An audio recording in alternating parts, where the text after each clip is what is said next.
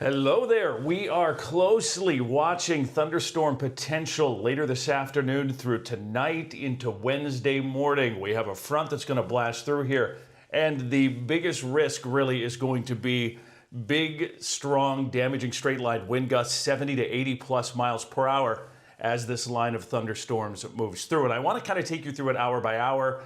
This should give you a good idea as to the timing. This isn't necessarily exactly where these thunderstorms are going to develop. There could be some places that don't get thunderstorms. We're actually dealing with a cap situation, which means that there could be places that don't get anything at all, but it looks like there will be quite a few places that do get some strong storms. Now, as we make our way through the evening, we're going to see everything move west to east. And one of the things we're going to be watching, and this is going to be our best tornado potential, is out ahead of this line. If we can get any individual discrete cells to develop, those could be severe, and those are the ones that'll actually have a good chance of potentially producing a tornado, especially a little further north. I think that's where our most significant tornado risk is going to be.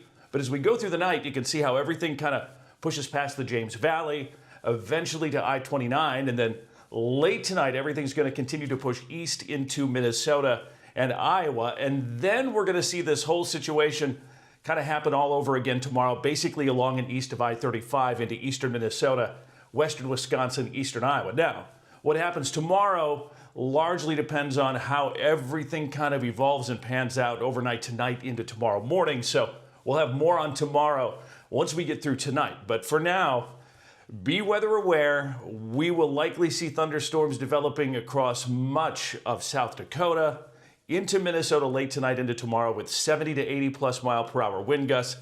Big hail. We're talking golf ball or larger hail possible with some of these. And the potential is there for a few tornadoes as well. So stay tuned. Have a way to get warnings and information. Corey Hartman's going to be helping me out. I'm actually in Ireland right now on our holiday vacations tour. I'm going to be posting stuff and I'll have updates on Facebook. But if we go into live coverage mode, Corey's going to help out with that. I've worked with Corey for a long time. He's great at this kind of thing. So he'll be here to kind of keep you on top of everything happening. But again, if you're along I-29 Sioux Falls, likely after 10 o'clock, probably even closer to or after midnight tonight, depending on how fast these storms develop and how fast that front and that line of storms moves through. So stay with us for updates. Be weather aware. We'll be watching, and I'll have more as things kind of get rolling later today into tonight. Be safe. Catch you later.